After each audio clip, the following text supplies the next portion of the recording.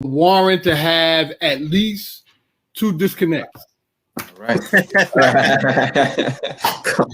No, man. Yeah, we gonna scrap that other interview, man. That's why I was like, I had to redeem myself. You know, I'm back. You know what I'm saying? I'm on a laptop. I got my charger. We good to go, man. We good to go. The laptop was acting a little funny. It was doing something it never done. I had to restart it. It's like, not today. You know what I'm saying? The spirits is at work. They, you know, because they know some something big's about to happen. That's so right. That's right. Yeah. Right. Amen. Greetings, family.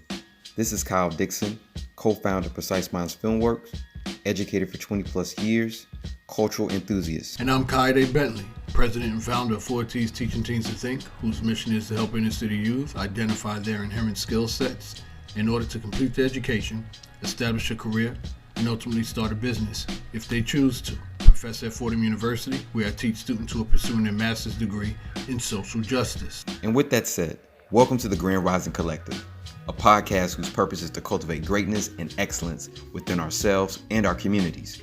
The name itself is from the morning greeting of Grand Rising, which we interpret as starting off the day with a greatness mindset so that we are able to rise to the occasion of whatever obstacles and challenges we may face. And that's why we focus on engagement, relevant information, and empowerment for people in our communities who want to be and do better in their daily lives. Welcome to the Grand Rising Collective.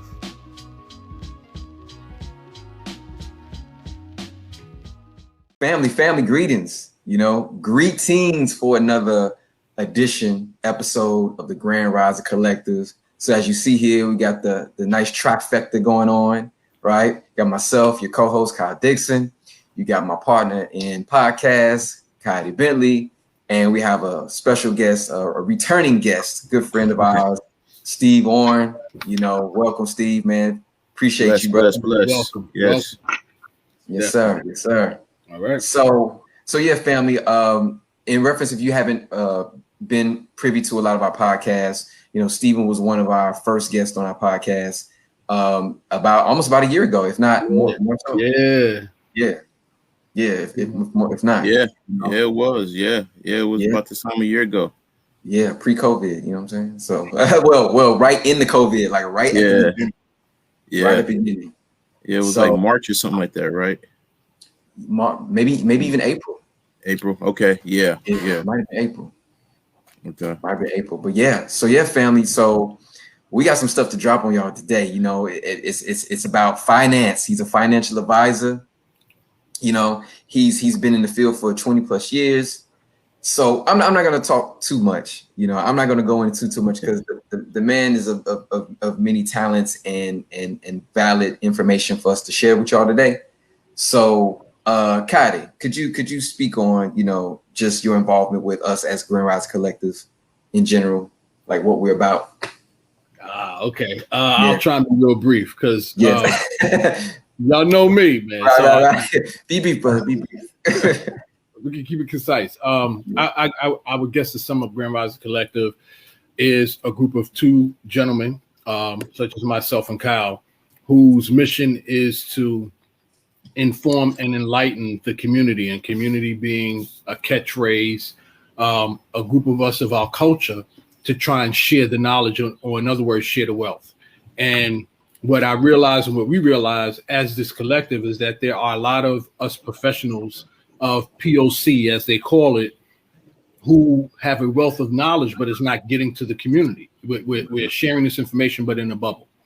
And thank God for technology that has given us the opportunity now to share that knowledge, to share the wealth of knowledge, so to speak, to those who may not be in our general vicinity or area, in the same building, in the same block.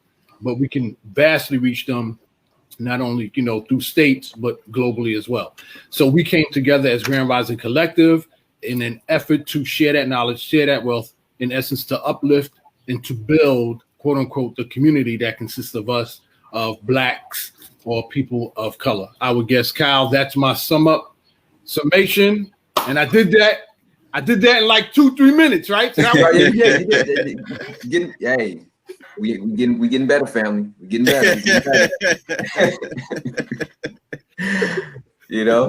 I appreciate we appreciate that. You know, we appreciated you before, but we really appreciate that. Thank you. So yeah, so without further ado, family, let's get into it. We got our good brother here, Steve Warren, financial advisor, 20 plus years. Steve, man, give us a little background on, like, you know, who you are, what you do for the family, for those who are not familiar with you, you know. Okay, yeah. So, I'm a financial advisor. Recently started a investment advisory firm with a couple of partners. So that's something pretty proud of. So we have our own registered investment advisory firm that we own, in addition to family wealth office, and also a 501c3 organization that advances financial literacy. So, that's what I do professionally. Originally from the Midwest area, all that good stuff. Met college at Fisk University. Good old Fisk. I see Kyle's ripping.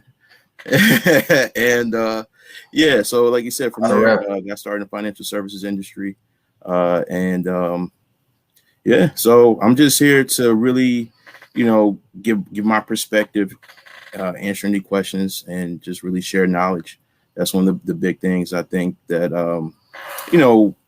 that I like about this podcast, and why I try to support and do what I can to help, is because I think the transfer of knowledge, sharing knowledge, is so important. So, anything I can do to help that, I'm all about it.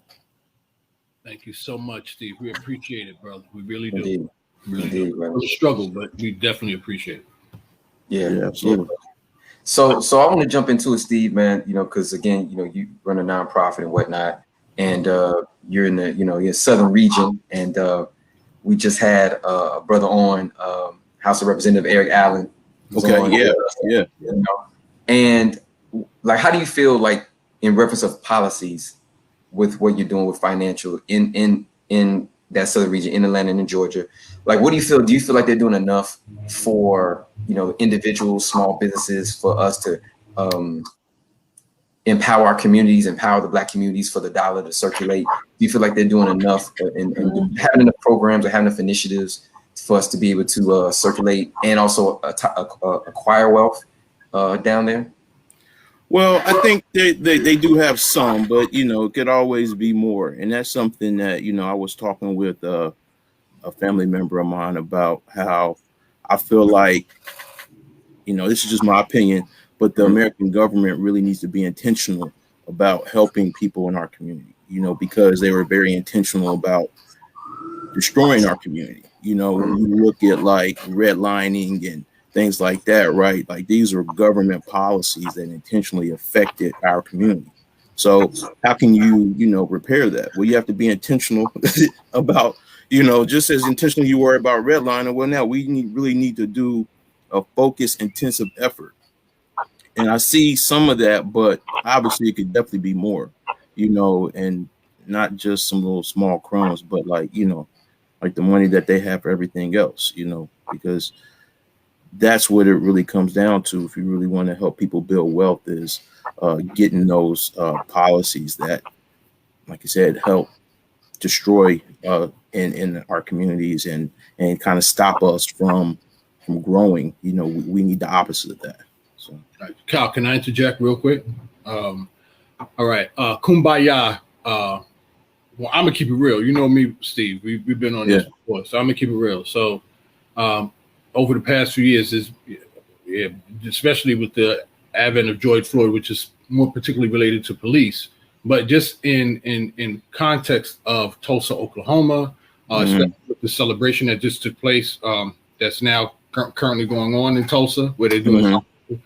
I guess how I'm trying to phrase this question is: do you think it's realistic to depend on the government to help us, when history shows that in this country, their whole objective is to not help us?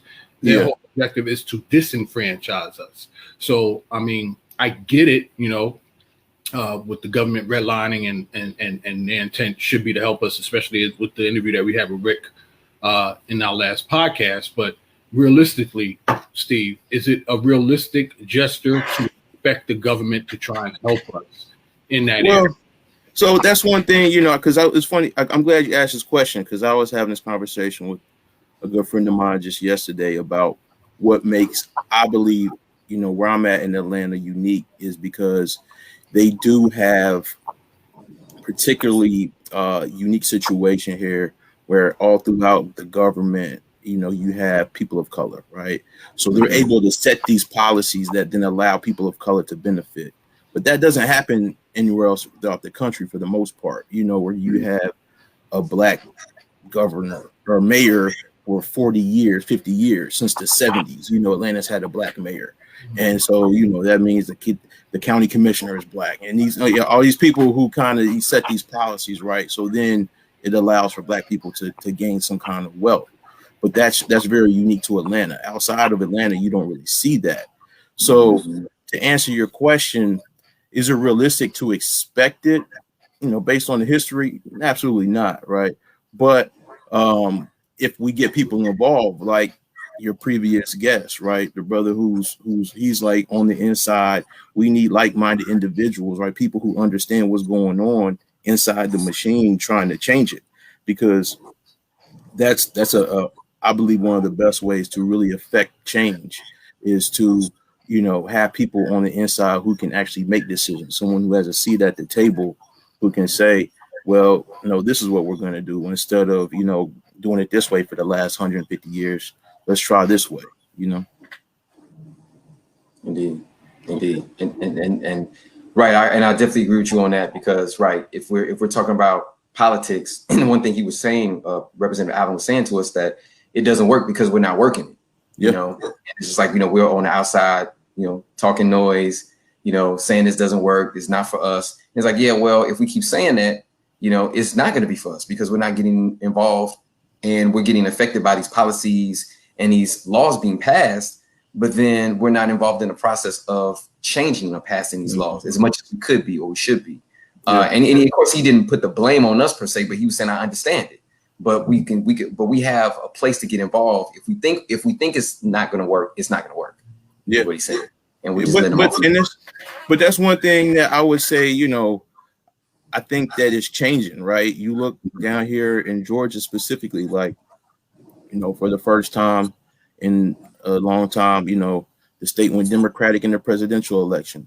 Stacey Abrams really should be the governor. I mean, like, I think Brian Kemp kind of cheated his way into the governor's office, So, I mean, so there's you can see the tide changing. So that way, hopefully, if we had a governor like Stacey Abrams, right, and then you ask me that question, is it realistic to expect, those types of policies? Then I should say, well, yeah, because Stacey Abrams, she understands like the plight of people of color. She has empathy, and she's in a position where she could affect policy. So, I mean, hopefully, I know when I was a kid, I never thought I'd see a black president, and if we had one, if you would have told me 20 years ago that a black woman could have been very close to being the governor of Georgia, so who knows, man, like I try to be positive and optimistic, and kind of like Kyle said, it's almost like a self-fulfilling prophecy. So, like our words have power. And so we want to make sure that, we definitely going to speak it into existence. So yes, brother, it is realistic, and I demand it, because and I'm a good civilian. So yeah, man, why not? Good counter. That's a very good counter. This land is our land. Right. Ooh. Say that. Right, so as we lead into the financial questions, because this podcast is particularly going to be centered on money management, wealth building, things of that nature. I want to set the precedent up, and I'll be the naysayer. All right, I'll be the pessimistic in this situation, because I'm trying to realistically frame to get the information out for those who are pessimistic, who have haven't had that silver lining. Their whole life has been just setback after setback after setback. So it's good that we frame these questions that in some way will relate to them. Having said that, why is it, right, that we as a culture come from a prosperous background? Like in Egypt, we come from kings and queens. Come on now, the sundial, come on, the pyramids, the hieroglyph. I mean, come on, the science and the mathematics in just building that from our culture is astounding. Mm-hmm. The big question that I have is that disconnect in regards to our ancestors from back then to our ancestors today, whereas there's such an apathy towards math, especially in relation to financial management. Because we could talk all this stuff about empowerment and stuff like that, but we all know that it's the economy, it's money that really makes things go. So I guess what I'm trying to do in framing this question before we actually get into the deep questions, Steve, is since we talked last, and I brought this up before, have you seen any improvement in regards to our community in paying attention or taking an interest or deliberate effort in paying like wealth management or financial management or increasing their savings or using what Kyle just shared with me with another colleague of ours, Chike, about cryptocurrency? Have you seen these things? Oh yeah, man. I think like for real, like this is last year was probably the most growth and just interest I've seen from just like my friends and people, you know, that I know in my community. Like so many people are like, especially with cryptocurrency, and you know, you look at what happened with what they call the meme stocks. So that's like GameStop or AMC or BlackBerry. Oh, you know, so there's so many, like, you know, what's going on with Reddit and all that kind of stuff. So yeah, I mean, I think that there's definitely been, you know, with Robinhood and all these different apps, Coinbase, where they make it easy for people to, you know, people on the phone all day, every day. So, you know, it's just another app you can download. It's very user friendly. So I think it's great, you know. So that's why I love doing stuff like this. So that way, hopefully we can raise a level of understanding, you know, because you see that, okay, we have this thirst for knowledge, right? There's definitely a spark there, but now let's try to understand what's going on here so we can become a little bit more sophisticated about the strategies that we employ and what we're doing. Because there is risk involved, and you want to make sure that, you know, you're not taking on more risk than what you're comfortable. And that's something as a financial advisor, that's like one of my biggest jobs and goals, is to really help people understand that. Thank you, Steve. I have one more I want to interject, especially on the term of risk. And we talked about this before. Like, there's two sides to this story, Stephen, right? So one side is people don't have it. Like, we're talking about the stimulus check. We're talking about how the quarantine has put people out of work. We talked about them trying to, you know, get money and stuff just to basically live and eat, right? Yeah. If the mentality is living check to check just to survive, how can a person like that put money aside to save and afford to take that quote unquote risk in the market? That's one version, right? But then we get the other version where you have these kids and young people from the inner city able to afford and buy a $250 pair of Yeezys or Air Jordans, stuff like that. So then the question comes in, okay, so what are we talking about here? You don't have enough money to take that risk, but yet you can afford to risk buying a pair of over $200 pair of sneakers. Yeah. So where's that disconnect coming in regards to some of the people who, I know that's a loaded question. No. Well, so yeah, but it's something that, you know, I think it's a couple things, right? Like you said, it's a loaded question. So I would say, one, it's about priorities, right? So I think people tend to, you know, whatever it is, if you prioritize it, you know, somehow it happens, right? You make a way, you make ends meet. And so that's one thing I would say, like, if this is something that is really that you're interested in and you've seen it work and you know the benefit of it, then you'll make it a priority. And I think in our community, we just don't have that access. We don't have that exposure. Like, how many people do you know that have made millions of dollars in the stock market in your community, right? So if you've never seen that, you've never been exposed to that, why are you just going to put money that, you know, could go towards something that you've seen those Jordans, you've seen those fly Jordans that help you get that girl, right? So what I'm going to do, buy that or some, you know, some stock that I don't even know, like, I'm gonna get the Jordans, you know. So I think that's kind of where, but it's just not ever, you know, being exposed to it and not being a priority. So nice. But I think if we could change that mentality, and that's where you kind of seeing like people saying like, okay, you know what, I could pay $500 for these shoes, or I could buy stock in Nike, right? And you know, so that's where, you know, one of the things that we do with our 501c3 is try to change that mindset from being a consumer to an owner, right? Because then, you know, you can say, hey, well, as my Nike stock appreciates, you know, I can have enough money to buy, you know, a bunch of Jordans, or, you know, get dividends and use a dividend checks to buy shoes, you know. So that way, you know, you kind of, and that's one of the things that, you know, I love to do is kind of expose that information. Awesome. Yeah. Yeah, and that's important. That's something you know, Steve and I have talked about a lot over the years, because you're really already investing. What people don't realize, when you're buying into a product, when you're buying into a company on a consumer, and you're already really investing in it already. It's just that you're getting something tangible to take with you. And stock is something it's there, but you don't necessarily take it with you. You can't, you know, hold it in your hand unless you cash out money.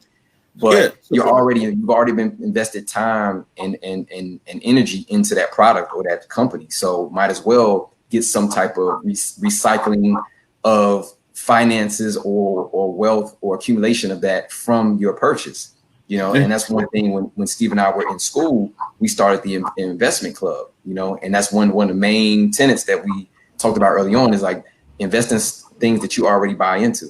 Yeah. So to Kyle's point, you know, I think this is a perfect example, right? The guy who recently passed, Jeff Bezos, to become the richest man in the world. He's the owner, largest shareholder of the Louis Vuitton Moet Hennessy luxury brand conglomerate, right? So it's this French company that owns all the luxury brands. So every time you see somebody buying a bottle of Hennessy, he's getting paid. Every time somebody buys a Louis bag, he's getting paid. All these different luxury brands. So this man literally just became the richest man in the world, right? Behind owning enough shares of this company. So that shows you right there, right? Like, imagine if everyone who bought Hennessy also bought some shares in this company.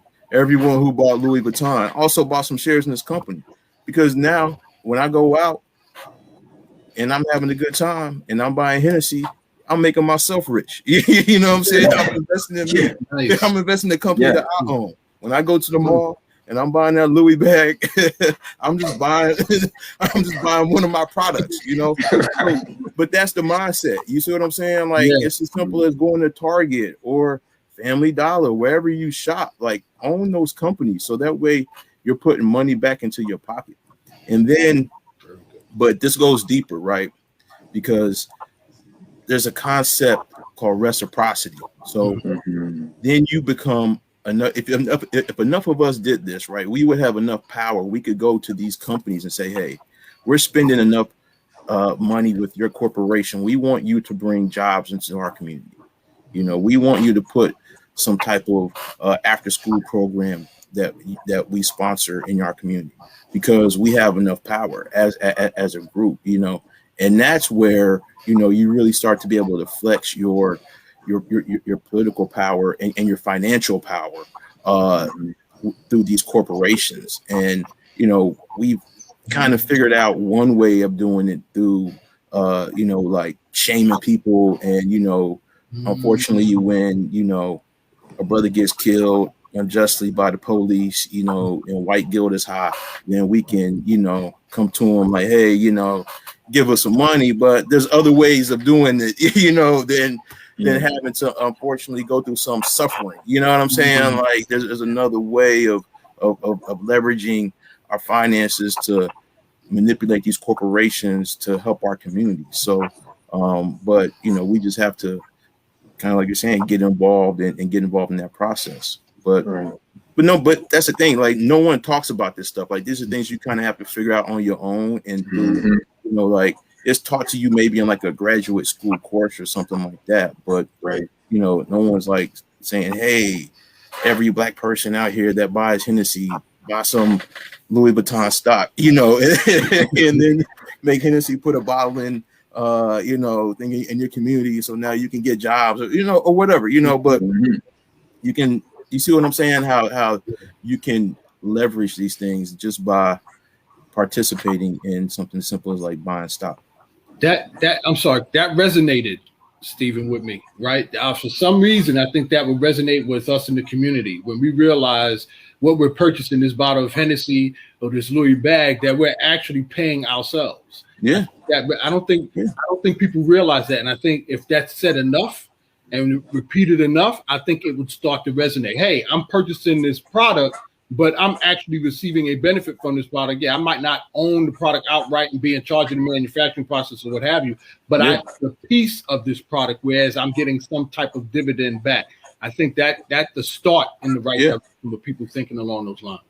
And and that's what you were asking earlier. I've seen people kind of have that awakening, right? And seeing like, okay, so, and just maybe it was people sitting at home on the phone and, watching TV and seeing, GameStop. Oh man, somebody made $100,000 in GameStop. Somebody made a ton of money in Bitcoin, or whatever, Ripple or Ethereum, so there's so many new ways for people to kind of just really sit at home, make money without, let your money make money for you, which is really the best way, one of the best ways to get wealthy, is to do that. And so, and that kind of goes back to one of the questions you asked me before about, like, how do I decide what to do, like, should I do this? Like, you almost can't afford not to, you know what I'm saying? Because you are starting from such a disadvantaged place. If you look at the racial wealth gap in this country, like, you have to do something, and you can't just continue to consume and give your money away to these corporations without holding them responsible and demanding anything in return, without also getting any kind of ownership, any kind of equity stake at the table. Yeah, you're going to be at the bottom. So in order to change, we have to change that mindset, and you can't afford not to. I mean, but they've made it so easy now. I mean, like, I know a lot of these companies, they offer where you can go and set up a brokerage account and buy, like, $50.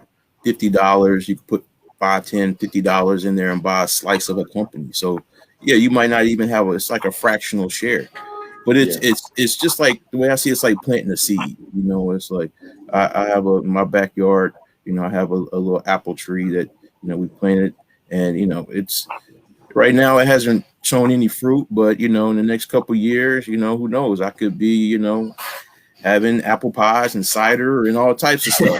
So yeah, but I got to plant that seed. You got to water it, you got to tend to it and watch it grow and have but it has to start somewhere. So very good. Indeed. I love how the apple tree, the whole, that deeper meaning. I like that, man. You know what I'm saying? Yeah, man. The piece of the apple pie, the American apple pie, that's real though. That is real what you're saying, brother. Like, and just to mention, one of the viewers, one of our listeners, she mentioned about Eric last week, and she was basically saying that Wells Fargo embarked on a $50 million investment to Black-owned businesses this year in April. And she was saying the problem with Black businesses need help in getting credit-worthy stance. Eric mentioned this in the last podcast. Black businesses need help getting set-asides certified and legitimate business credit that these banks cannot deny. And she said, believe it or not, it all starts with comprehensive business plan. Yeah, absolutely. Yeah, I mean, I've seen it, play out. I've met business owners with $1 million revenues, profitable, but it's just when you go before these institutions and you asking them to give you money, you have to have everything structured in a certain way, so your taxes have to be done. You need to have a solid business plan, so it's like you can't come before certain organizations, not saying that certain people are, but if that's the thing, you want to make sure that everything is buttoned up, is tight, and that way, not saying that you're going to automatically get it, but that does help. And, I think that's something that, where hopefully some of this money will go is towards providing those auxiliary services, because I think sometimes with our companies, we're doing so much, right, that, and you don't know what you don't know, right? So not everybody might have went to a business school and got a degree and understand all the nuanced things that you have to do. So, if you're just out here like, man, I'm just trying to make it and I'm, surviving, but you don't know what you need to be doing on the organizational side or operational. So, maybe providing those wraparound support services to business owners will be a great way to help them. So that way, when they go before these big financial institutions, they can say, look, Wells Fargo has helped me, give me now you can't really turn me down. Because not saying that, obviously there's racism involved with this when it comes to banks lending money, right? Definitely. Like, that's, I guess it doesn't need to be said, but it obviously has to be said. Right? I mean, that's obviously a big part of it, but, but maybe that's where we have to look at alternative solutions, whether that be going to starting our own banks with credit unions, supporting Black-owned banks that are already there. And then if it gets down to it, just get you some good lawyers, and sue them, that gets stuff done too. That's, you talk about American as apple pie, lawsuits are pretty American as well. And speaking on that, Byron Allen has been doing a good job suing these, media companies and to launch his brands. He's doing good. And you mentioned about education. You mentioned about getting degrees. It ties into the meat of the question he want to get you is student loans, HBCUs getting donations, such as Fisk University with Amy and Frank Garrison's $2.5 million donation. How do you feel about that, Stephen? Like, is that how do you feel that should play out, or what are your thoughts on that process? Does that make you feel good? Is that a step in the right direction, or maybe you might feel other? Yeah, I mean, hey, I think that, as long as the donations are, with good intentions and there's like no strings attached or anything, kind of like shady, funny business, then yeah, I love it.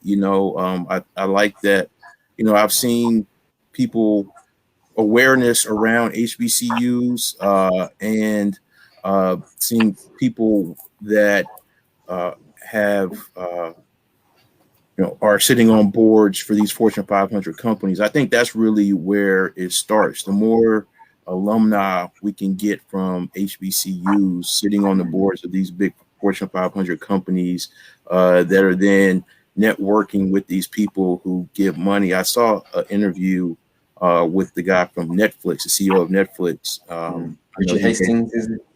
Yeah, I can't remember his name off the top of my head, but he gave a pretty big donation to a HBCU last year, and he was describing why he did that. And he was saying that normally he gives a pretty big donation to his university, but he realized that there's like 100 other people who do that, right? And his university will be okay if they didn't get his, large donation or as large of a donation. So he decided, well, I'm going to split up the donation and give some to HBCU because that will impact them more so than it would, my university that gets, $100 million, $150 million every year, through donations. So that's kind of the mentality that I've once again, that I saw an interview with the CEO. That's kind of what he said. So I don't know if that's everyone's mentality when you see these, like, was it Mackenzie Scott, the lady who, she's been talking about Jeff Bezos, his ex-wife, right? She just won. She was like Oprah, man. I was like, okay, you get a car, you get a car. I was like, hey, she was blessing everybody. But hey, but that's what money is for, like, what's the point of having all that money if you're not doing anything good with it? So I love it, just to see people doing that. And I hope it increases. Hopefully this is just the beginning, Indeed. And that's one thing I'm rocking, let's say family, I'm rocking the Fisk, we went to Fisk with Fisk guy, alumni, HBCUs, holla. So, I just had to say that, but, it's interesting because, all these recent donations for these Black schools and universities. And, the argument for the long time was, are these schools relevant? What work are they truly doing? And Kayode had, him and I had a talk last session about, the importance of HBCUs and why they are important and what's their role. And it's like, that's unquestionable. People question it, but it's unquestionable because, the most Black professionals and doctors that come out of HBCUs in the country, you know.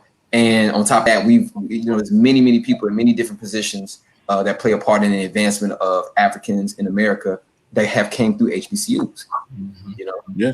So I mean, but I think not only that, man, it just provides a space for, you know, young Black people to come and just be themselves and grow, and you know what I'm saying, like without so much of the white supremacy. White, you know, it's like gays and all that. White man foot off your neck just a little bit. You know what I'm saying?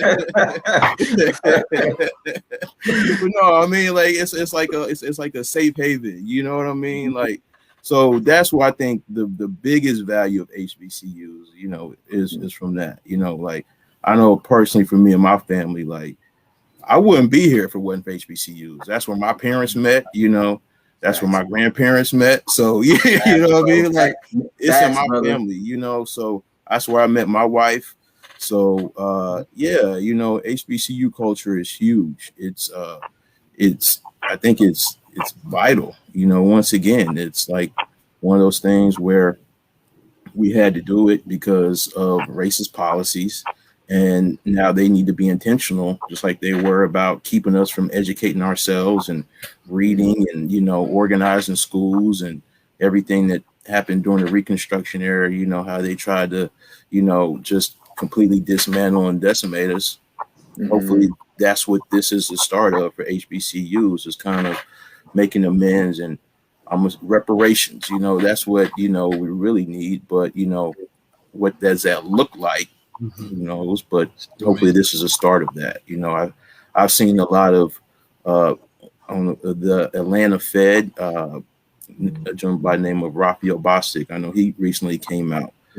He's the head of the Federal Reserve Bank for the base here in Atlanta. And he said that, you know, the government needs to do some type of reparations. So, you know, when you see people who are in positions like that openly speaking about it, right? Like this ain't just, you know, some guy in the West End, you know what I'm saying, like hanging out on the corner. Like this dude is the head of the Federal Reserve. So, you know, that's where I think that, you know, hopefully things are changing, you know, and people understand that, you know, in order for us to really fulfill the promise of America and to have, you know, cure some of these societal ills that we see, because it's all wrapped around finances. I mean, think of all the crime and things that happen in our community.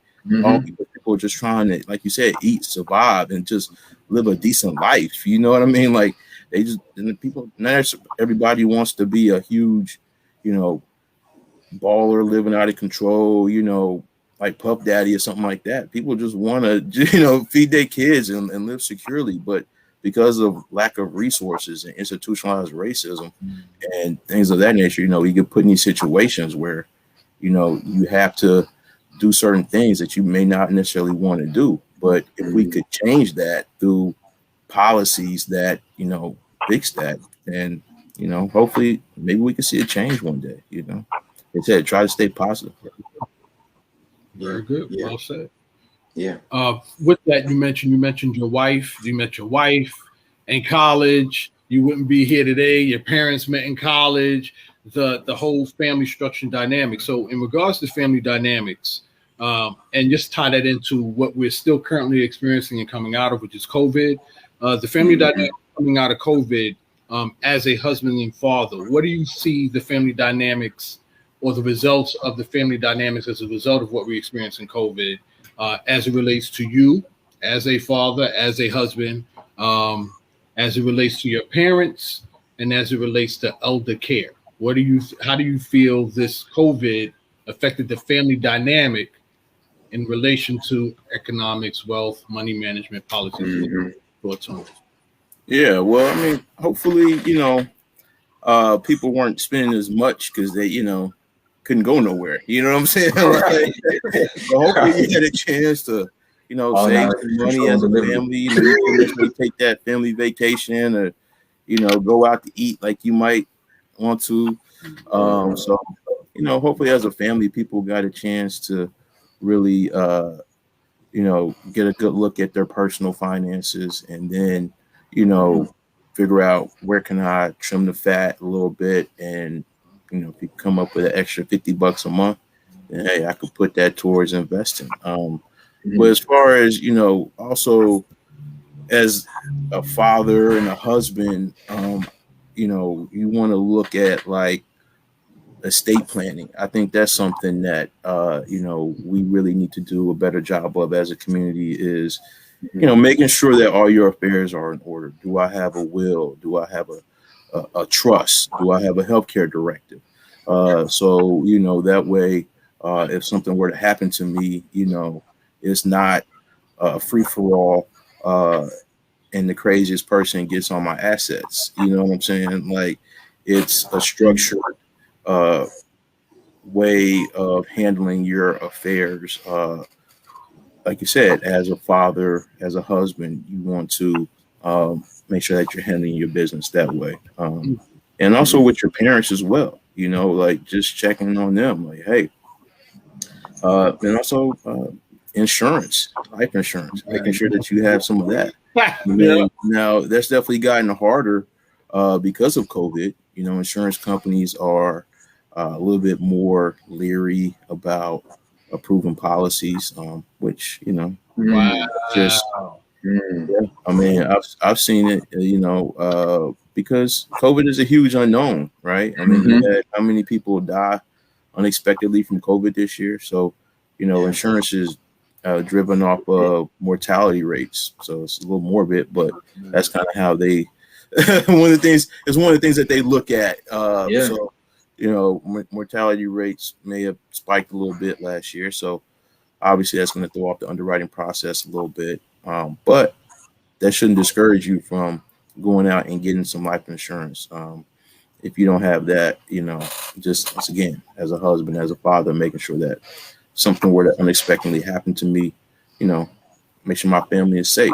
And then from there, you can set up the trust so you can direct it, right? So you can say, all right, I got this life insurance policy. I want this money to go to this individual, this money go to this individual, this money go to this individual.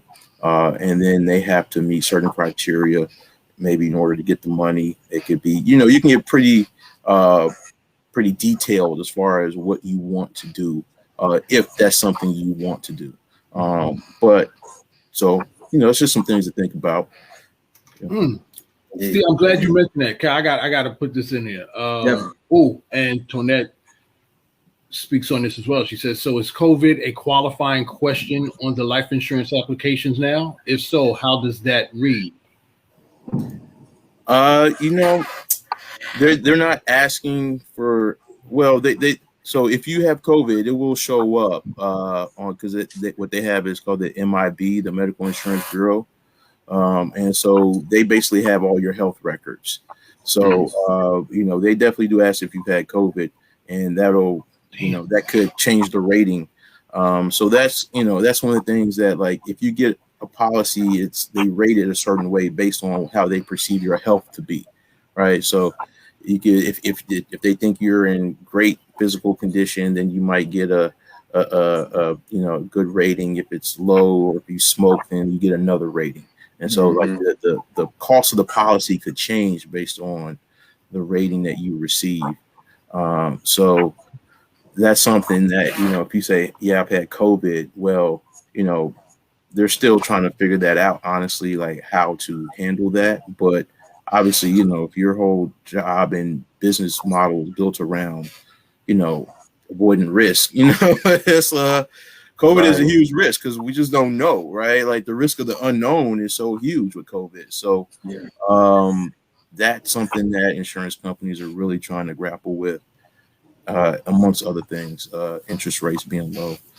So there's a lot of challenges, not necessarily challenges, but my point is just get some life insurance. You don't have it. Your husband, father, you got kids, you got people who depend on you, get you some life insurance. All right. So with that said, I'm sorry, I got to catch Steve on this. Because I got some things I want to chime in too. I'm sorry, brother.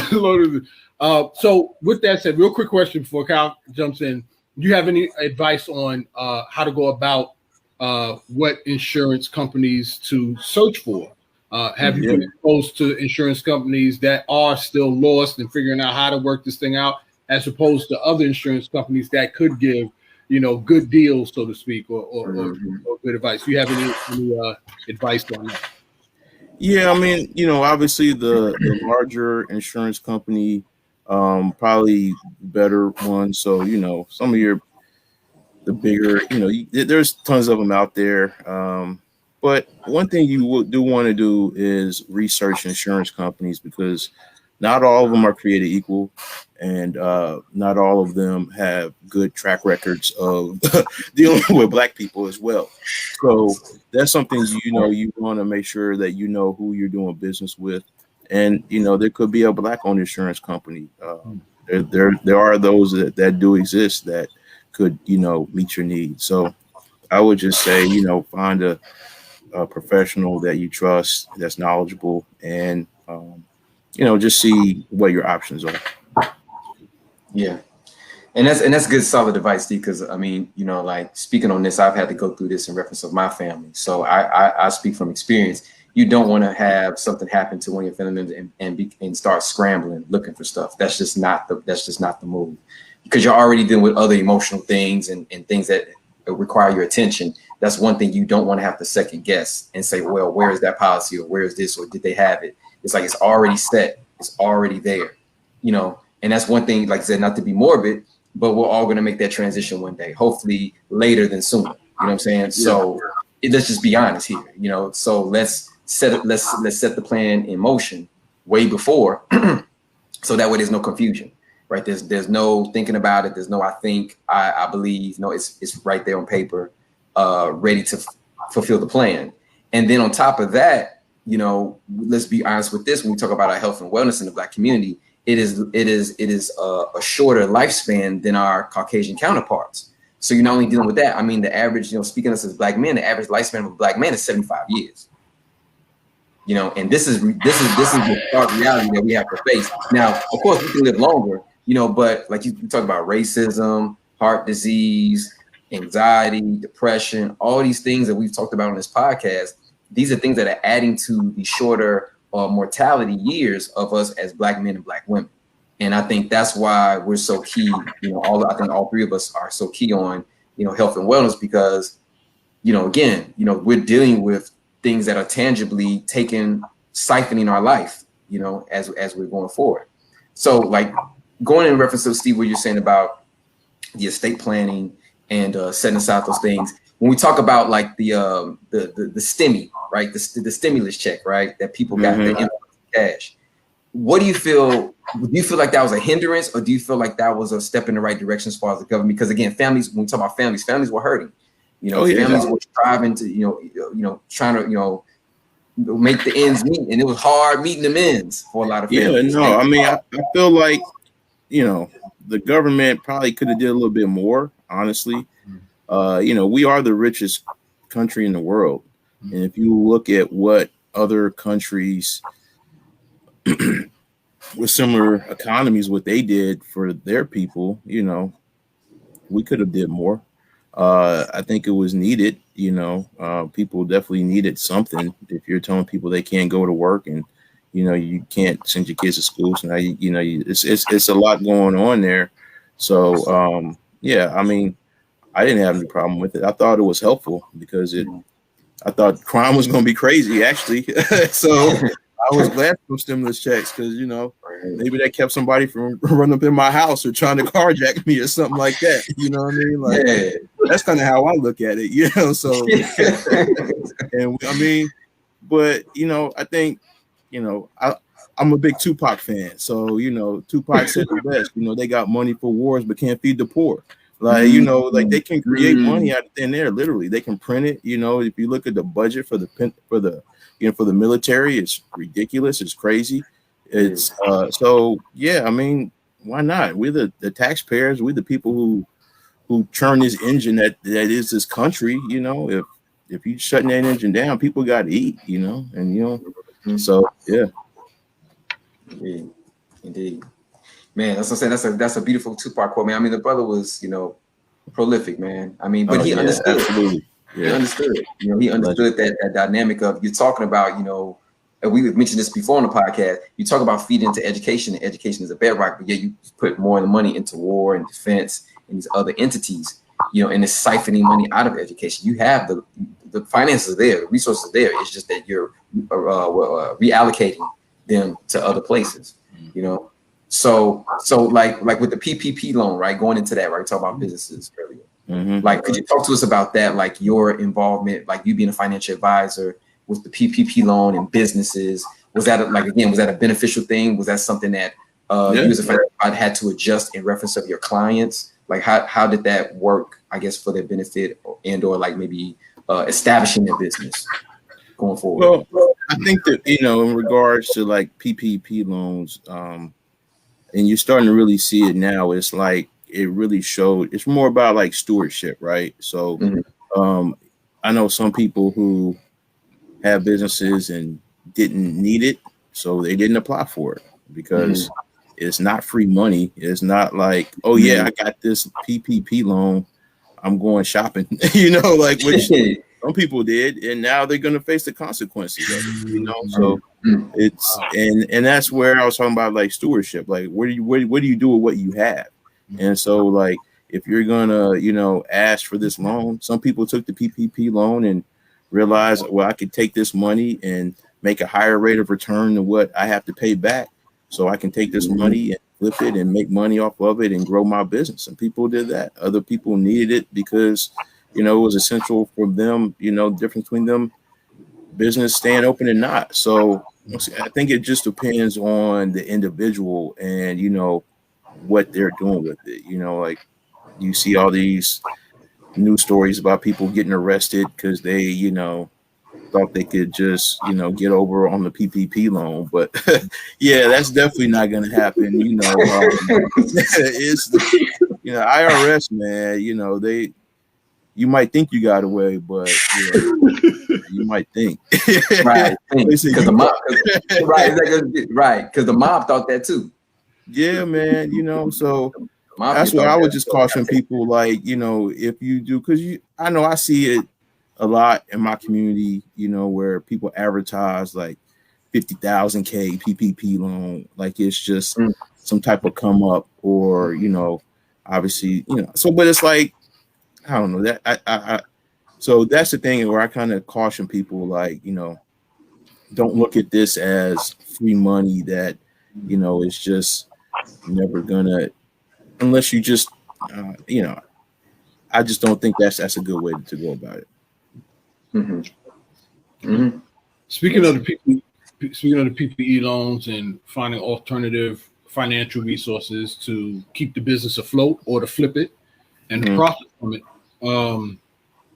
what other ways are there, in your opinion, Steve, to get resources locally as a business owner or bank's purpose, like an LLC versus a corp? Is that a viable option as well? Obviously, the PPE was directly related to COVID and what took place, but outside of that, what other constructive financial resources can businesses look to help with their operations? For example, what's the difference between the LLC and the corp? What are your thoughts on that? Yeah, so as far as that's something that is really within the last year or so. I think the obviously the unfortunate killing of George Floyd really sparked something within a lot of corporations where they want to start these initiatives to give money to different businesses. So one thing I will say, this is probably one of the best times to ask for grants and things like that. If you do have a business, and like you said, you have your ducks in a row and you can provide the documents and all that stuff that people are going to ask for if they're going to invest in your company. Yeah, I think now is one of the best times in recent history to try to get that, because the money's available. I mean, it's not always available. But then you also look at the SBA is a great resource. I know, it really just depends on, here in Atlanta, there's an organization called Invest Atlanta that's pretty good with helping people. So, there's a lot of different kind of community organizations. I would say, people would probably be surprised to see how much money is out there. I look at it like my senior year at college, or high school, right? And I was applying for all these different scholarships so I could get some money, to help offset the cost of college. And, you'd be surprised how much money is out there, but you just got to do your research. You got to put a little legwork in there and fill out the applications. And now you might not get any of them. You might only get one or two, but, you got to keep trying. And so that's one thing I would say is just look to see if all the different grants and different things like that are available locally to business owners. And you might, find resources that way. Okay. Tonette says, she asks, I do have an issue. She has an issue with the SBA allowing these businesses to self-certify on the PPE, not fully explaining that a full certification process was looming with ramifications for false or premature info. Do you have anything you want to say on that? I would say you may want to get a lawyer. I don't really know. I mean, the SBA, I can't really speak to their policies and, how it does sound a little misleading of maybe not fully explaining the process. But, that's one of the things that, it's almost like, taking money from, like the neighborhood drug dealer. It's like, be careful who you take money from. It's like not all money is good money. You know what I mean? So it's like, hey, we got you now. Like you work for us. So it's just something to, like I said, if you need the PPP money, then yeah. But if it's just like something to do because I could maybe qualify, then it might not be worth it, because you could put yourself in a situation like that where, you thought you were doing something and now they coming back and they trying to hassle you and all this other kind of stuff. And it's like, here, just take your $15K back. It's not worth it. Peace of mind is more important than that, Yeah, so it's true. It's true. Like they said, a Small Business Administration, a government agency, for those who don't know. So yeah, that's real. Like all money is not good money. And speaking on like the scholarships, going back to that, what you mentioned, that's one thing. That's one of my regrets going to college, that I really didn't apply for scholarships, because it was in my mind, it was like, I'll do all this work and I might not get it, so what's the point? And I had grants and loans, of course, so I used those, but I could have taken a little bit of that stress off of my mind and my psyche, and also my parents' psyche as well, because they were helping me pay for school. So that's one of the kind of regrets that I have. And I tell my students all the time, like, no, apply for it. I'll help you write it. Yeah.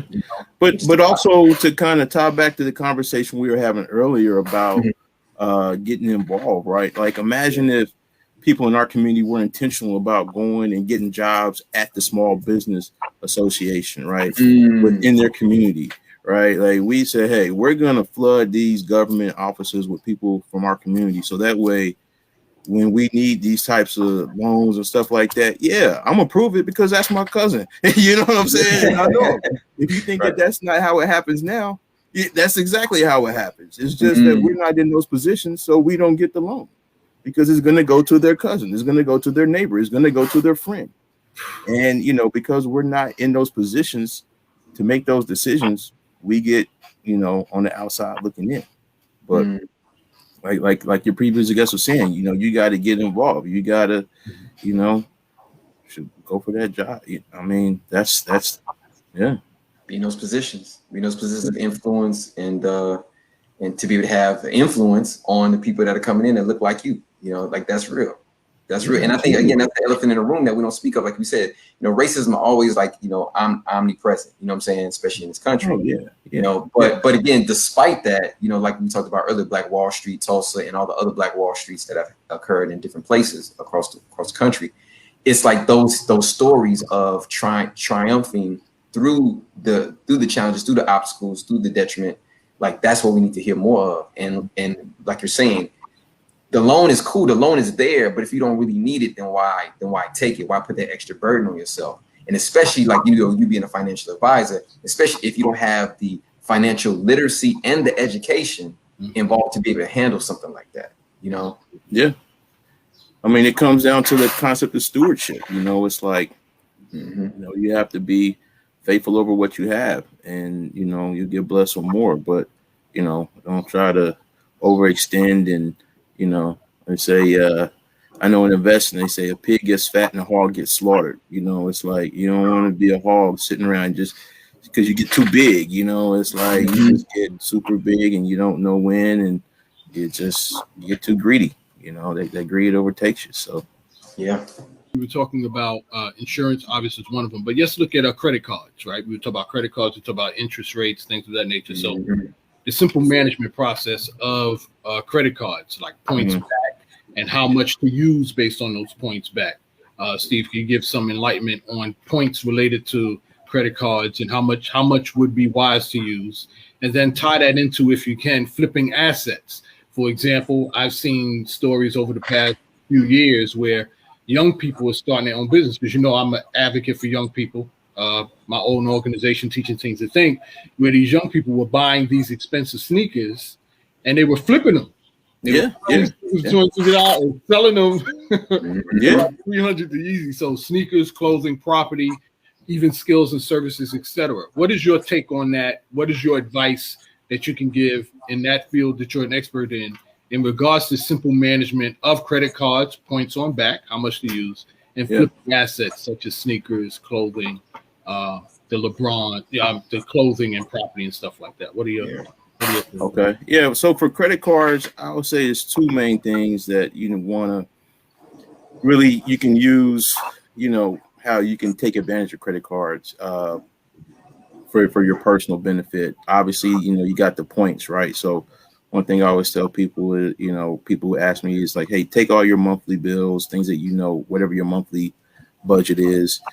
Let's say, you know, you're going to spend like $2,000 a month on like gas, food, you know, whatever, electricity bill, cable bill, all that stuff that you can put it on a cashback credit card, right? And then pay that money off at the end of the month, so you're not incurring an interest charge. And then you'll get, you know, a nice little, you know, cashback reward.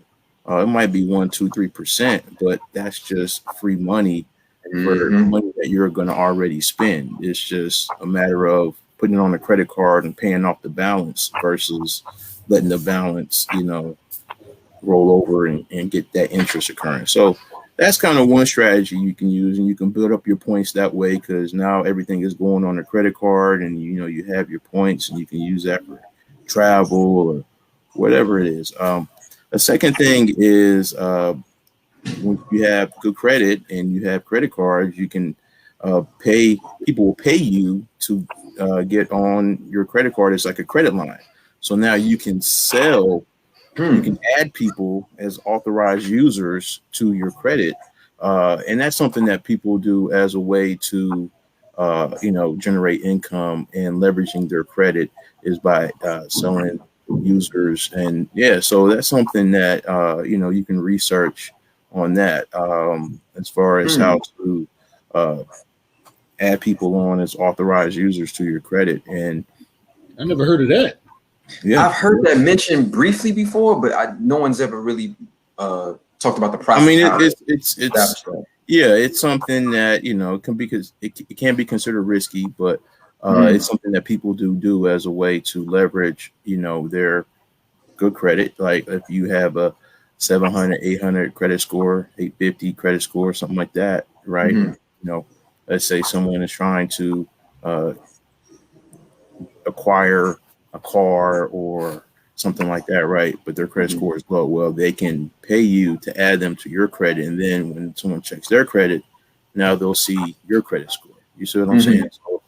So that's something that people do to leverage good credit. So that's where it pays to, you know, make sure that you use and leverage credit, that you have a good credit report amongst other things, because when you do, let's say you want to go buy a home or a car, you go to a bank. That's definitely going to look at that, and that can make a difference between the type of loan that you receive. The points on the loan and all that. So, I would say if you just look at those two things, you could really, master credit cards.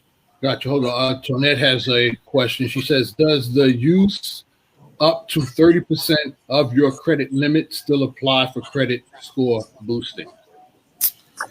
Yeah. I think, different credit card companies, they have different formulas. That's something that they look at is your debt to income ratio and how much of use of income.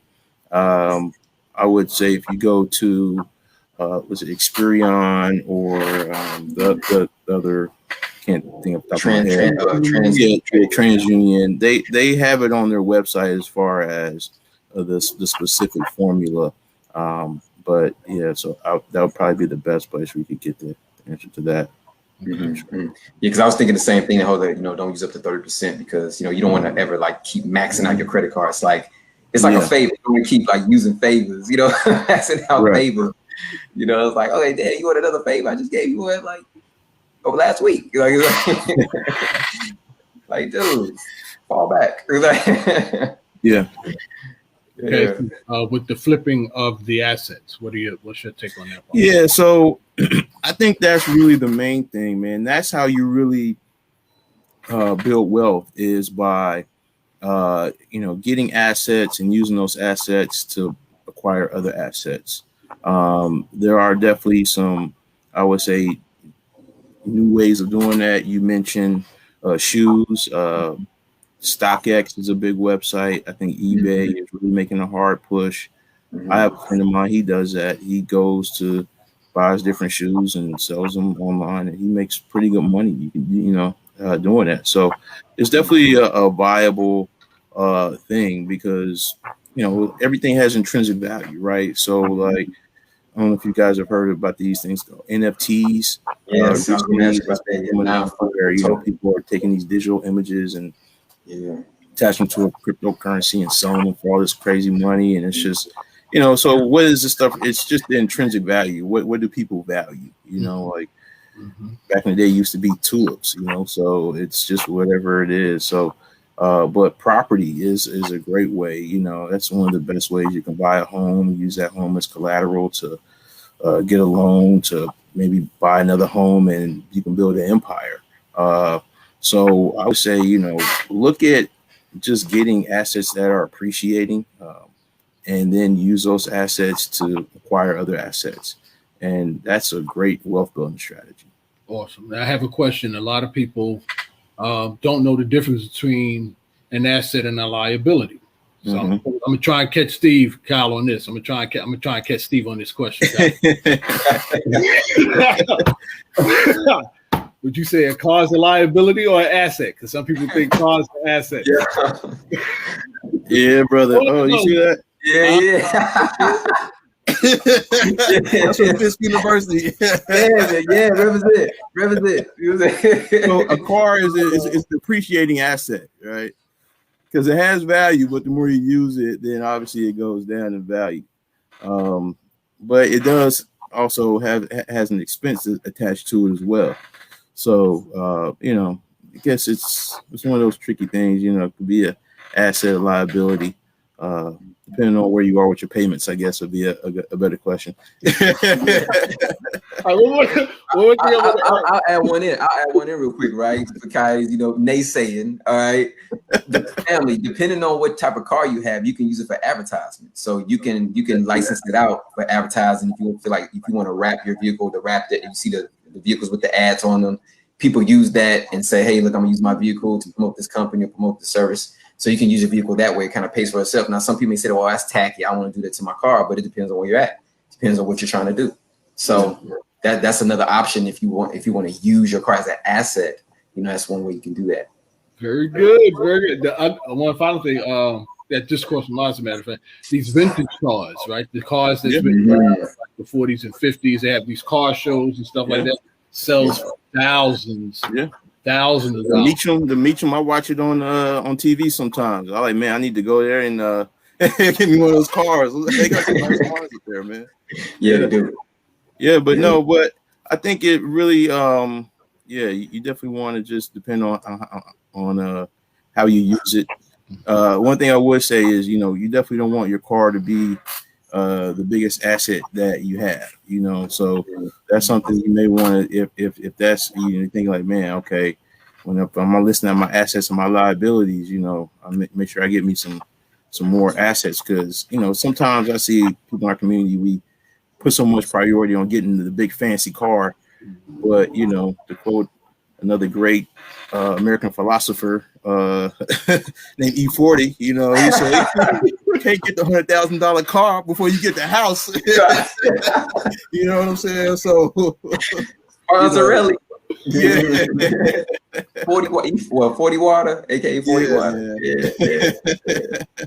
But, so that's the thing. We want to make sure that, we're properly looking at our assets, like, all right, like this car, yeah, it might look nice, it might be all that, but man, I could take this and buy me this little rental property, or maybe buy some artwork from this up and coming artist that could appreciate, stuff like that, and just keep the car that I have, even though it's paid off, and it might be a little old, or it might, have a couple little dings and scratches on it, but whatever, like, I'm not living for you, I'm living for me. I'm trying to increase my assets, I'm trying to, increase my net worth. So let me, put my money to work, because like I was saying before, that's the best way to get wealthy, is just acquire assets, and then you can leverage those assets to acquire more assets. And now it's almost like a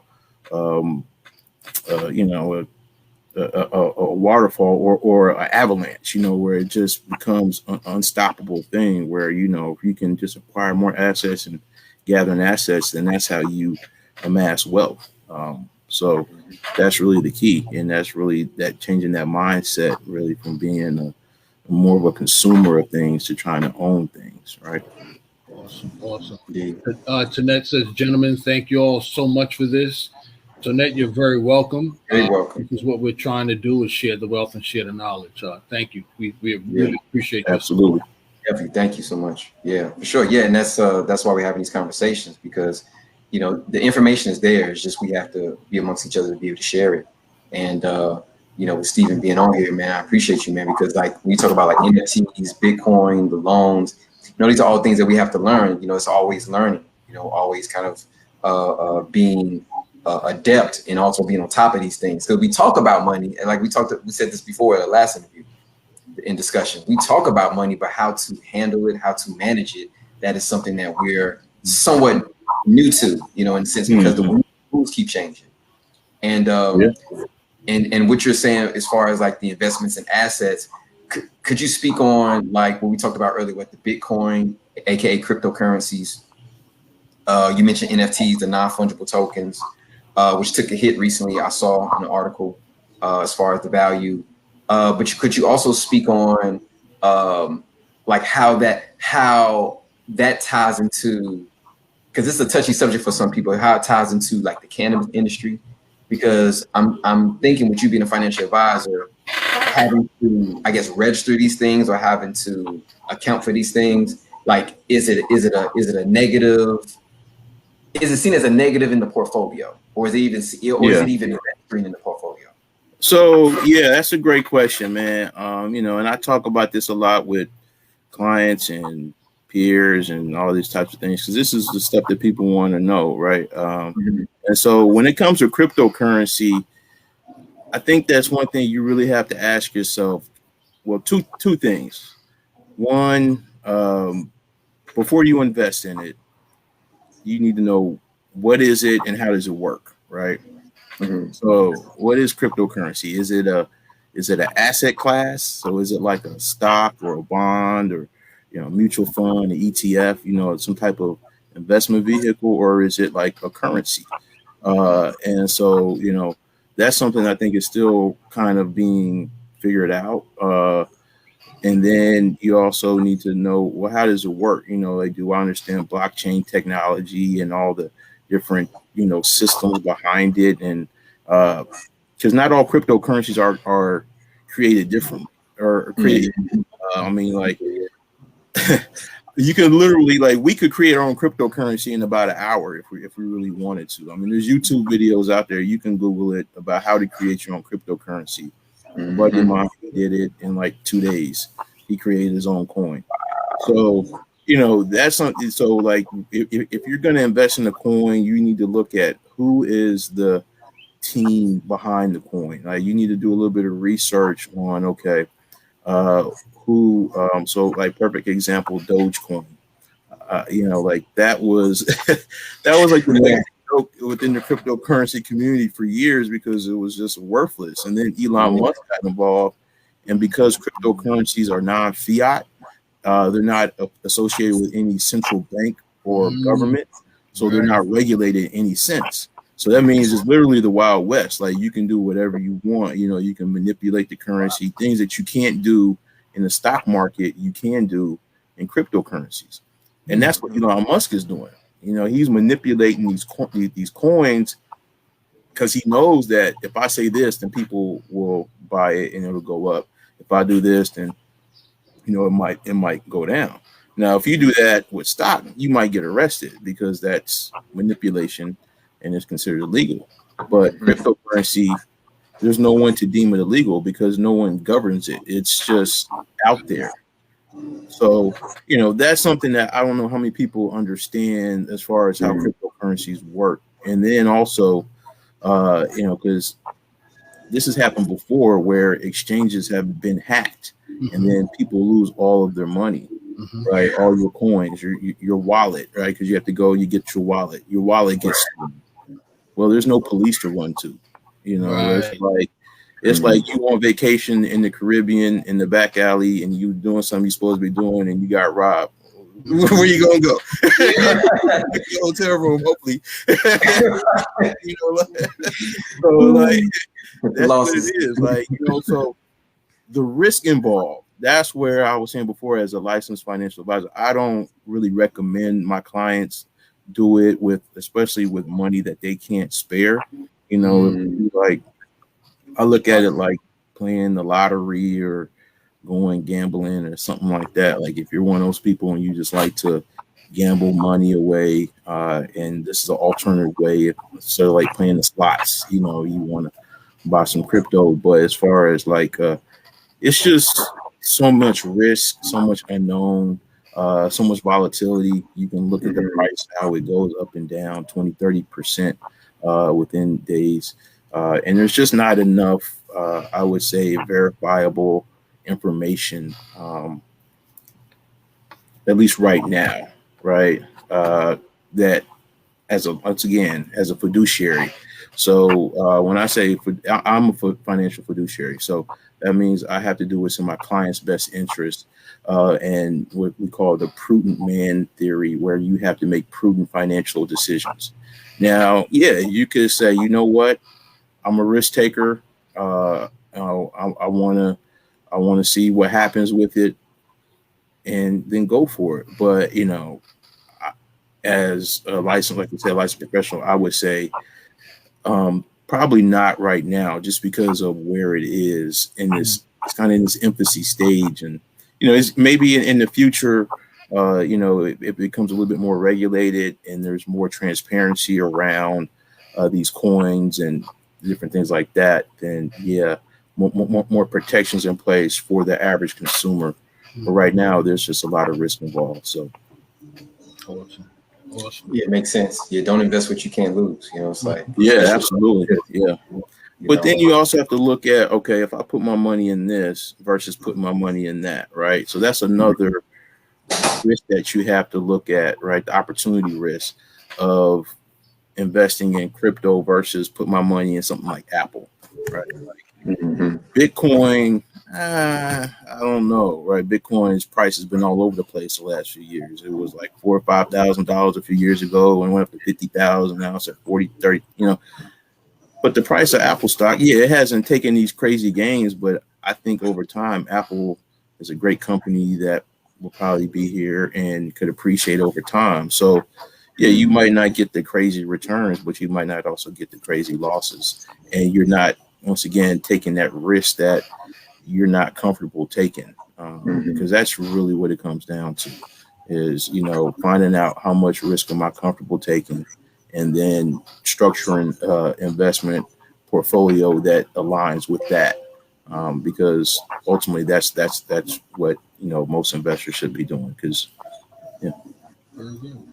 Very good. Let me ask this in regards to us as a community, quote unquote. How do we work, in your opinion, Steve? How do we work together to trust each other in businesses and money management? Right. Some examples brought up was Jay-Z, LeBron, Rick Ross. I think this is important because we've been, as a culture, indoctrinated or programmed to work against each other. Right. That's in the barrel syndrome or mentality. From your perspective, Steve, how can we, what ways or ideas or incentives or whatever you want to term it, can we learn to deprogram and reprogram our minds to start to work together, especially in terms of building businesses and money management? Yeah, I would say, I mean, that's a tough question there. Yeah.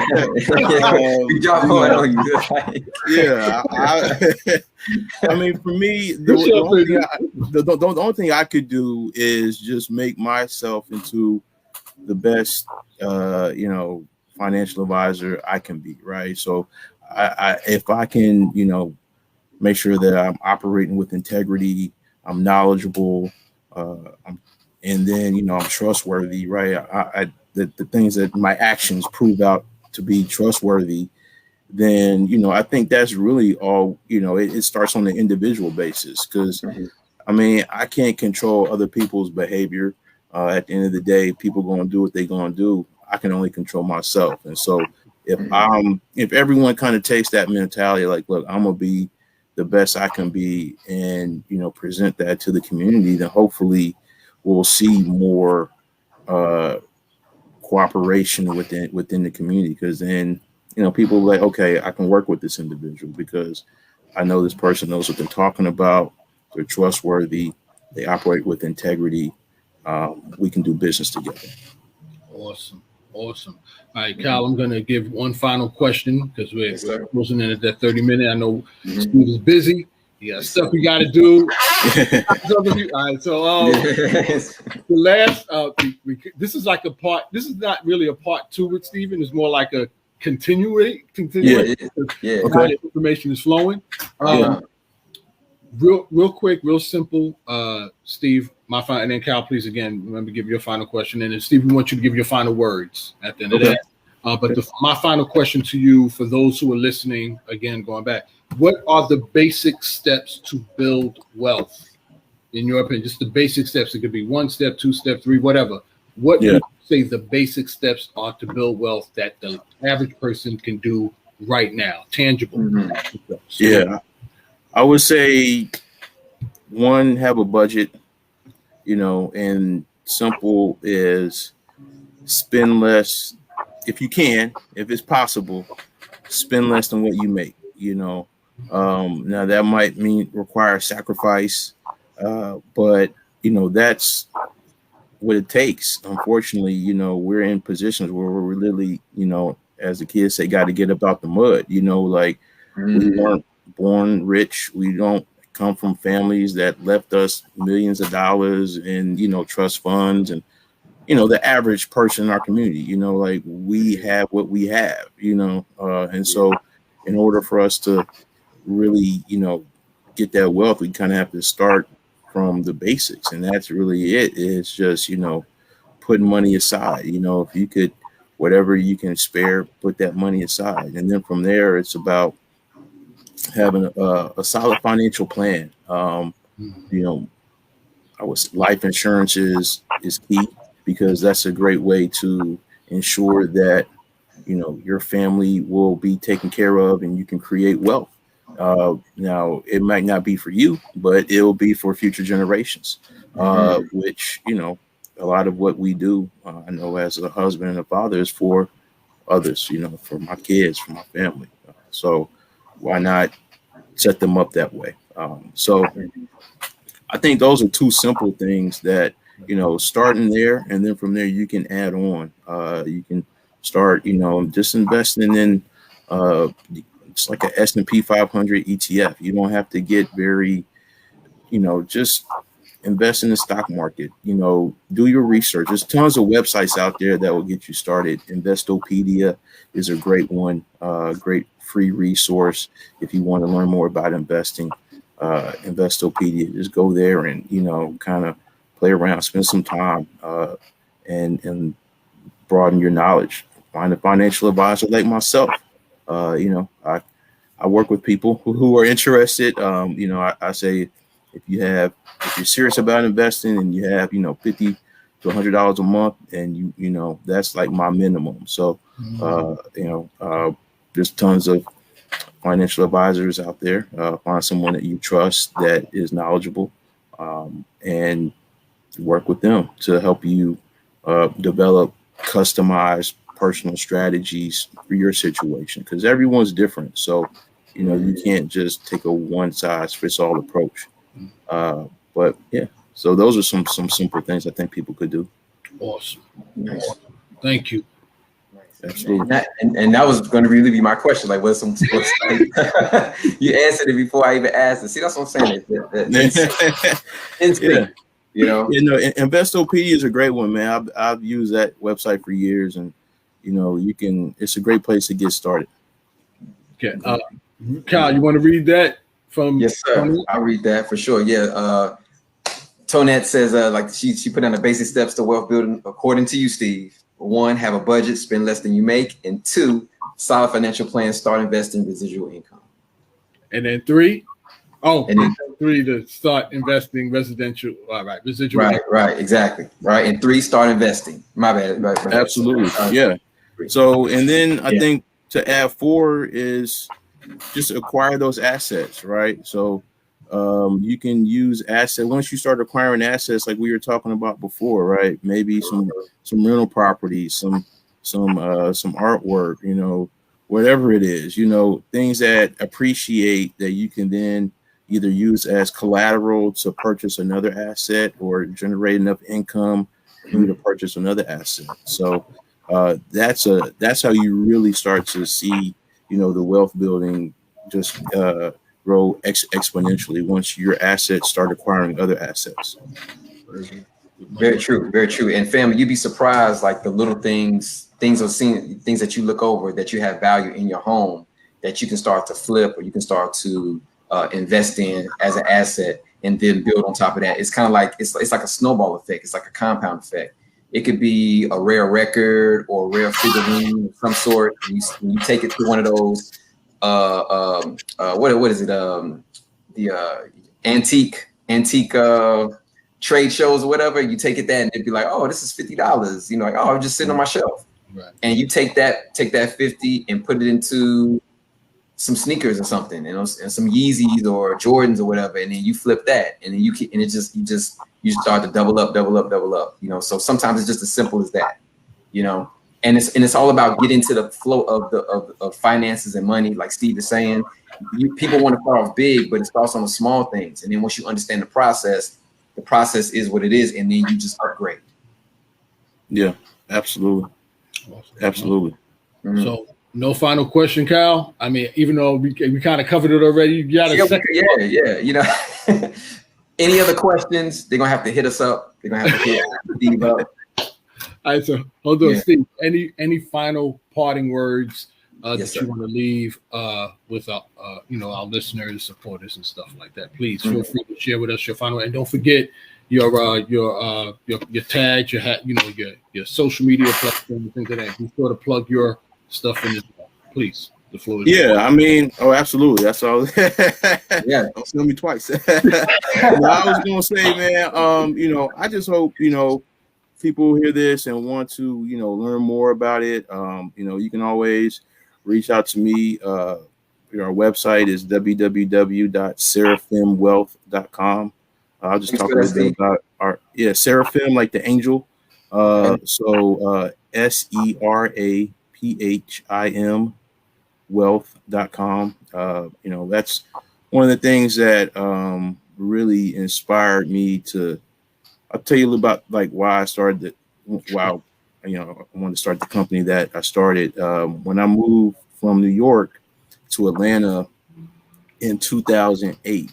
I was working in the financial services industry, and I went to work at this small wealth advisory firm over in Buckhead. I don't know how much y'all know about Buckhead, but that's like the rich, fancy area town, right? And the guys that worked there, they were good guys. They had old money. I mean, like money going back from slavery. Right. Just, keeping it 100, they had slave money. Right. And I saw the strategies that they used in order to keep the money within their family, right? They had the money structured in trust and different investments that generated, anywhere from $100,000 to $150,000 a year in income. And, I saw like, man, these people, they don't have any debt, so they're making six figures just off of their investments, and their life is just, you can pretty much do what you want to do. We talk about real freedom, and like, that's where that comes from. It's like, well, yeah, how you look at how it was gotten, but those strategies that they use, right? Like that's something that stuck with me. It's like, I want to take that information and, bring that to my community, because I see that people have these resources. Like you could be the one that starts that for your family. If you structure it properly, if you take these wealth building strategies that exist, they're not just for, rich white people that live in Buckhead or, whoever, right? Anyone can implement them. It's just a matter of, once again, having someone who is trustworthy, is knowledgeable, operates with integrity, and can help you put that into, into play for your life. And so, that's why, really one of the big motivations for me starting the company is to help people with that. So, that's one of my missions and my goals is to help people build wealth. So that way, we can really, I feel like this is what we deserve, our people in this country, we've been taken advantage of and struggled for so long, that it's time, for us to appreciate the fruits of the labors of not only us, but our ancestors. And this is a way for us to really realize that. Well said. Indeed. All right. I should. So www.seraphimwealth.com. Check us out. Please feel free to reach out if you want to talk about implementing those strategies and into your financial situation. Fantastic. And Tonette says, now that's an Appleseed story. Right. Absolutely. Yeah, definitely. Yeah. All right. So on that note, Stephen is very busy. It's a Saturday. We don't want to tie him up too much. Again, we thank you, Tonette. We thank you for your questions. Please stay tuned. Ask many more. We have more podcasts coming up. Steve, again, man, we appreciate you. Thank you so much. I have nothing else to add. Cal, you have anything you want to add before? I got a lot to add. Much to add, family. Always to add, as we do here on this podcast. Come on, y'all. No, seriously, family. Thank you for sharing your time with us, being here with us for today. Make sure to subscribe to this channel, this Facebook page, Grand Rise Collective Facebook. Make sure to subscribe to our YouTube channel, where we have Steve's first interview on there. We're going to have this interview on there very soon. So also to our Instagram page, Grand Rise Collective as well, our Twitter page. We're on LinkedIn, on all these platforms, family. So there's no excuse. There's MySpace. We got an NFT coming out. We got a cryptocurrency. So yeah, family. Subscribe, like, share, be a part of the family. We want y'all to get this information. We want y'all to be empowered. We want you to be educated. And we also want to be part of the collective to help each other. That's the whole point of this thing, right? It's not that one person can get wealthy. It's that all of us can get wealthy in our own way. So that is the premise of what we're trying to do here. So subscribe, and reach out to Steve if you have any questions. Reach out to us if you have any questions or comments. And on that note, I'm ready to rock. We're going to 3, 2, 1 count to it. Yes, sir. 3, 2, 1. Peace.